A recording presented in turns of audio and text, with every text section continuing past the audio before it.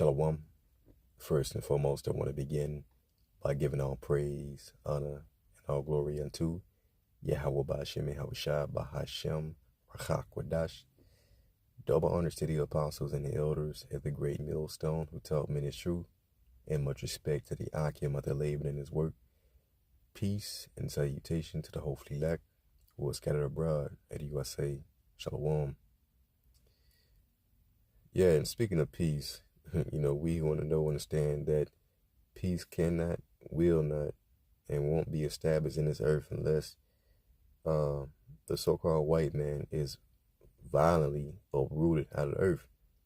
Because when you look at the so-called white man's track record, it's riddled with war.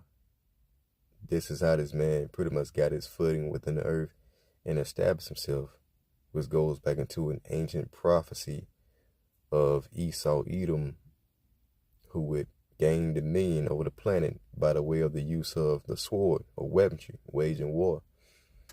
So the Bible highlights the attributes of the so-called white man. And as you can see here from the late Tribune, the Department of War, at Trump's behest, Senator Mike Lee moves to rebrand the Defense Department. All right. So you're seeing the boldness of Esau be made manifest, which, that's simultaneously showing him for who he is, in which he is a man of war. He's a warmonger, man. Everything that they do is literally centered around waging war against the inhabitants of the earth, and primarily you so-called blacks, Latinos, and Native Americans. And again, this goes back into an ancient prophecy in Genesis 27 about how this man would pretty much gain his footing in the earth and cement his dominance. All right, in which he was blessed by his father Isaac concerning his current estate. Genesis 27 and verse 39, where it says, "And Isaac his father answered and said unto him, Behold, thy dwelling shall be the fatness of the earth, and of the dew of heaven from above," man. All right, so he would have the entire earth in his possession, again, pursuant to Job 9:24, where he would be given the earth to rule, all right, by who? The Heavenly Father, Yahweh Ba'ashem Yahushua. So he would have the best places, and how would he obtain this? Verse 40, "And by thy sword shalt thou live." See? "And by thy sword," or war, "shalt thou live." For an example, during the time of the Renaissance, what do they call it? The rebirth, in which they came out of the region, these Edomites, so-called white people, to reclaim the throne, fulfilling this prophecy right here, in which they would make war or wage war against the Northern Kingdom, the Tainos and Native Americans, and they would continue in that fashion, dominating the earth, later conquering the so-called blacks, which are the two tribes, the two kingdoms, Northern and Southern Kingdom. Okay? And this is what they're continually doing unto this day. So it says, again, "And by thy sword, about war, shalt thou live, and shalt serve thy brother." Eventually, once Esau, the so-called white man's kingdom falls, once America eventually falls, in which it will according to prophecy, all right, the kingdom will be given over to Jacob, so-called blacks, Latinos, and Native Americans, in which Esau will be once again under the foot of Jacob, all right, as servants, because they were once under our foot during the time of King David, as it's going to go on to say. "And it shall come to pass, when thou shalt have the dominion," in which they have it now, these Edomites, they rule the world, right, "that thou shalt break his yoke." Whose yoke? Jacob's yoke, which represents what? Slavery from off thy neck. See that? So again, going back to the time of King David, these Edomites were in subjection, but again, they will break away from that and leading all the way up into the time of the Renaissance. They would establish themselves by the way of the sword again, all right? And right now, the sword ranges. So everything that these devils do is literally centered around war, and they're making themselves known exactly what they're about, all right? Like, who can trust these devils, man? They've been exposed left and right, and it's been made known again that these people are not what they portray to be. And they're letting you know right here that, yeah, we're going to go back into what we were once called before, you know? So as you read here, the U.S. War Department, established in 1789 by President George Washington, was a federal executive department responsible for military administration. So this goes all the way back into 1789, right after America was established. So it goes and say here, the Department of Defense took on its current name 78 years ago following the conclusion of World War II, all right? So once they pretty much cemented themselves by dominating the different nations, they changed it to Defense Department, all right? But these devils are, you know, trying to reclaim their throne by making America great again. And they're going to do it by the way of what? War, man, all right? Waging war. That's how he's going to live. So continuing on reading. Following the end of World War II, the United States renamed the government body overseeing the nation's military from the Department of War to the Department of Defense, a move that President Donald Trump lamented last week as a mistake. And it's going to tell you why they did that later on, which is pretty much by the way of, you know, to be politically correct. But anyway, let's continue reading. So it says, 1 week later, Utah Senator Mike Lee has introduced a bill to change the name back to the Department of War, quote unquote. For the first 150 years of our military's history, Americans defeated their enemies and protected their homeland under the War Department. Lee said in a news release Tuesday, echoing Trump's Oval Office comments on the post-World War II shift. So Lee shared Trump's comments on the department's current name last week on X and wrote, "I'm drafting a bill to restore the Department of War to its original name, the only name that captures the full range of America's military capabilities." He took to the platform again Tuesday to add, "The entity now known as the Department of Defense is about war." See? And the Bible highlights this nigga's attribute of war, man. It should have a name that accurately describes its proper function. All right. So since war accurately describes Esau's motives, all right, let's link that up with the scriptures. Because the Bible clearly identifies who these devils are and what they're all about. Psalm 140, verse 1, all right? To the chief musician, a psalm of David. Deliver me, O Lord, from the evil man. Who was that evil man? Esau, the so-called white man. Preserve me from the violent man, all right? It say, which imagine mischiefs in their heart, their mind. Continually are they gathered together for war. You see, ever since these devils came into power, they have not ceased, okay, to wage war on the inhabitants of the earth. Let's get some information from our chat GPTs I had to pull up here. How many years has America been at war since 1776? Good question. People often ask this to understand just how much of U.S. history has involved on conflict. So since 1776, the United States has been engaged in war or significant military conflict for the majority of its existence. Continually, right? So out of about 249 years of independence, 1776, 2025, historians estimate the U.S. has been at war for roughly 230 plus years in some form.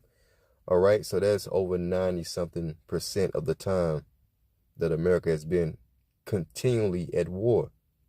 All right, they got a few listed here, but the Bible lists also how they would be given the sword in a lot of time to take peace from the earth. This is how they keep themselves afloat, man. Anytime Esau feels himself sinking, he's gonna bring forth his blessing. Okay, which is what they're doing now. They want to wage war. So Revelation 6, and we'll start at verse 3. The second seal, war. See that? And when he had opened the second seal, I heard the second beast say, come and see. And there went out another horse that was red. So horse is just a dark saying for power. And that power was what? Red, which links back into Esau, Edom. All right? Going back into what Genesis 25th chapter, in which these devils, where Esau came all red all over like a hairy garment. So this red power, it says, and power was given to him by who? Yahweh by Shem Yahushua, that sat thereon to take peace from the earth. And how would they do that? Well, World War 1, 2, and 3. But pretty much ever since they came to power, as we see, they've been at war 230 plus years out of the 249. So again, it says, and power was given to him that sat thereon to take peace from the earth, and that they should kill one another. All right? Again, the world wars. World War 1, 2, and 3 is on the way. And there was given unto him a great sword, linking up with what Genesis 27, and by thy sword shalt thou live. So the scriptures identifies these devils and how they get off, you know, because even when they came over here, you know, during the time of the Renaissance, and it was them and Gad, they made what, 500 peace treaties, you know. So this is how they come. They come subtly under the disguise of what, peace and safety, but inwardly they imagine how to fucking kill you, man. All right, broke every last one of them peace treaties. So Psalm 55, real quick, and yep, verse 20. So here it says, he had put forth his hands against such as be at peace with him. And the natives were very peaceful until these fucking devils when they came over here, man. You know, but they took the opportunity and said that, you know, we could take them. All right? We can take them. And they came over here and did just that. I think Columbus, Cristobal Colon said he couldn't put his sword down for 1 hour, you know, when it was over here. So again, he had put forth his hands against such as be at peace with him. He had broken his covenant. So the words of his mouth were smoother than butter, right? Peace treaties. But war was in his heart. That's that mischief. War was in his mind, right? Continually, they're thinking about waging war. His words were softer than oil, yet were they drawing swords, right? So that's what they're about to do right now. They're going to draw the sword and wage war against the inhabitants of the earth. And as we see, Trump is getting ready to move in on you Jakes, you so-called blacks, Latinos, and Native Americans over there in Chicago, as he's talking about sending forth troops over there, you know. So all across the globe, on all scales, these devils are waging war, all right? Let's type in something in Chat GPT real quick. What was I going to type?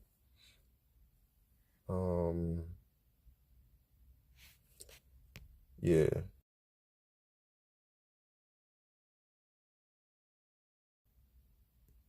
Okay, let's just type it in real quick.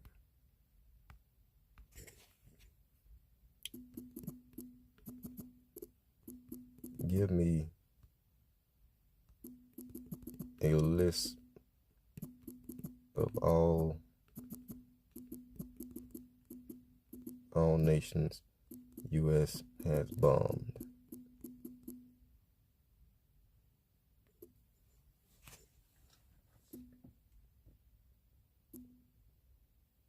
Damn. Use the chat, come on with it. But they gotta think about this shit. Damn.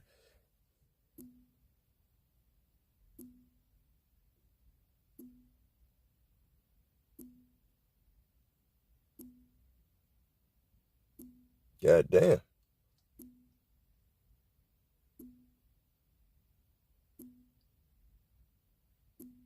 It is not that hard of a question. Goodness gracious.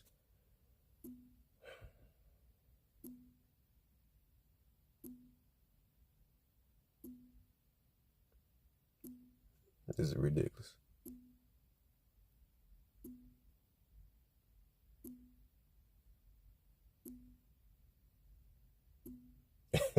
I ain't never seen Chat GBT take this long to form a list or to answer a question, man. And this ain't that, it ain't even that deep of a question.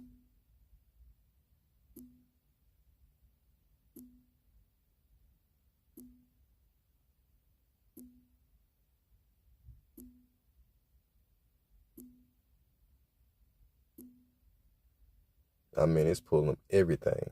Damn. This might take a little minute.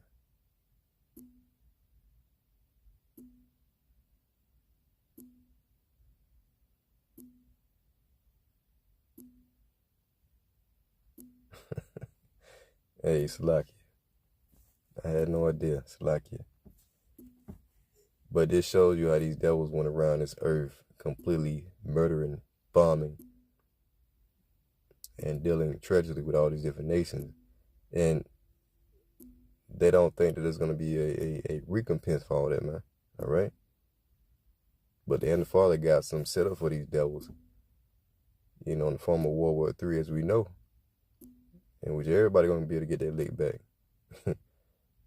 So everything comes with full circles. You reap what you sow. Man, I'm about to turn this thing off because this don't make no damn sense. Let's just do this.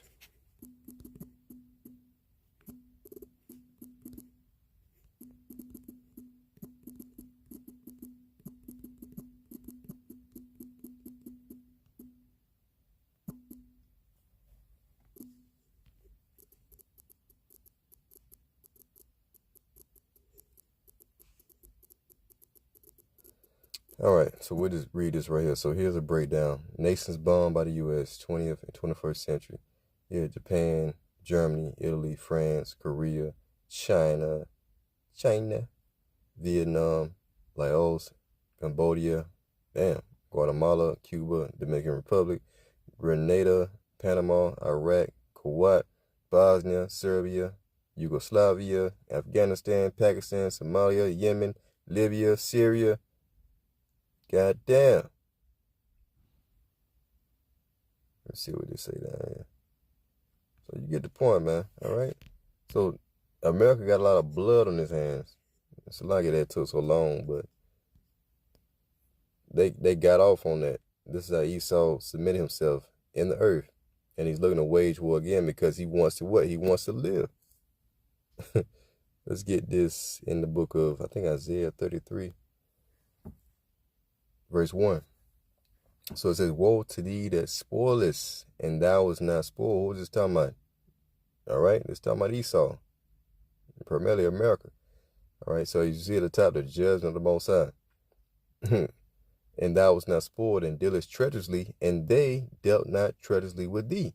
So when thou shalt cease to spoil, thou shalt be spoiled. And when thou shalt make an end to deal treacherously, they shall deal treacherously with thee. All right, because basically the Lord's going to put the ball in the court of these other nations. That's why the scripture speaks about the weak being strong, because a lot of these different nations have nuclear capabilities. They're going to get their lick back. All right, let's read this in the NLT. What sorrow awaits you, Assyrians, who have destroyed others, and the modern Assyrians, who, Esau, have destroyed others, but have never been destroyed yourself. That virgin daughter Babylon, you've never been touched like that by these different nations, man. And that's why the Lord going to send all them damn metal dicks over here, excuse my language, but, those warheads, to completely violate America, this great whore. You betray others, but you have never been betrayed. So when you are done destroying, you will be destroyed. When you are done betraying, you will be betrayed. All right. So that's exactly what I just quoted. You reap what you sow. You've done these things to different nations. All right. First starting with the tribes, so-called Negro, Latino, Native Americans, but also the world is that, man. Okay. So Lord got something planned for you in the midst of World War III. It speaks about all that spoil her should be satisfied.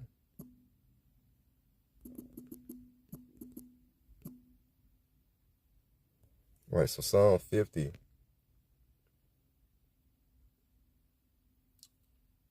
And we'll start at verse 9. For lo, I will raise and cause to come up against Babylon an assembly of great nations, from the North Country, that old USSR, Russia and its compadres, all right?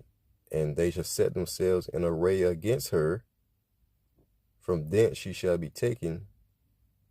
Their arrows shall be as of a mighty expert man. These arrows are dark sand for the missiles, okay? And none shall return in vain. And Chaldea, which is America, Babylon the Great, shall be a spoil, and all that spoil her shall be satisfied, saith the Lord. See that? So the Lord's going to use the missiles to spoil America. What do they call it? Spoilers.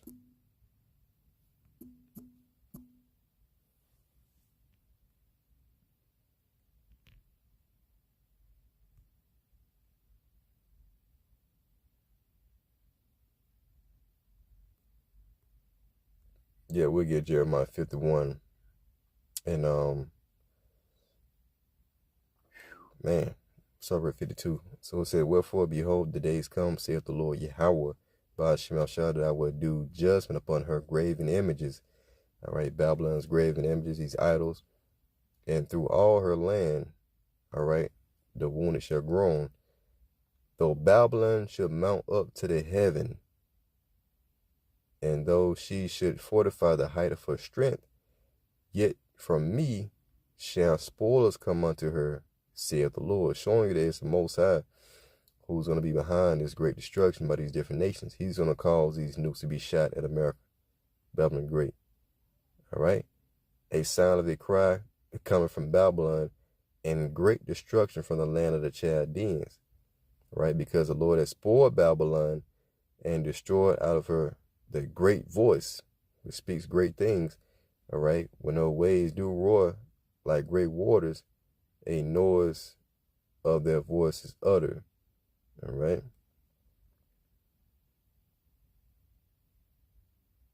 Yeah, so we get the point here. All right? So America's going to be hit by the spoilers, which are these nukes from these different nations.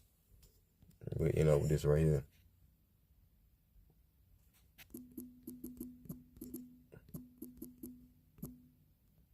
Jeremiah 50:14. All right. Matter of fact, verse 13. Because of the wrath of the Lord Yahweh by Shemashah should not be inhabited, but it shall be wholly desolate. Everyone that goeth by Babylon shall be astonished and hiss at all of her plagues. Because once this place gets set on fire, which is that lake of fire in Revelation, eventually over a long period of time it's going to die down, and it's going to become what a desert land full of doleful creatures, unclean beasts, all right, in which no other living man would be on this side of the world again, in this land, all right. So it says, put yourselves in array against Babylon, round about, all right, all these people who have these nuclear weapons, all right, that aimed at America, all ye that bend the bow, all right, the silos that shoot the missiles, shoot at her and spare no arrows. The scripture speaks about 200 million warheads being shot at America. Okay, it's going to rain down upon the Babylon the Great, which is likened to what? Fire and brimstone during the time of Sodom and Gomorrah, for she have sinned against the Lord. See? So yeah, this is what's prepared for America, Babylon the Great, Esau, Edom, because of his treacherous dealings, all right, against the entire earth, man. Where's that article at? All right. So yeah, the Department of War, okay, which shows you that these devils are the wicked the Bible speaks of. So they came in by war, and they're going to go out by the way of war. So with that, Lord willing, you're edified. Till next time I say, Shalom.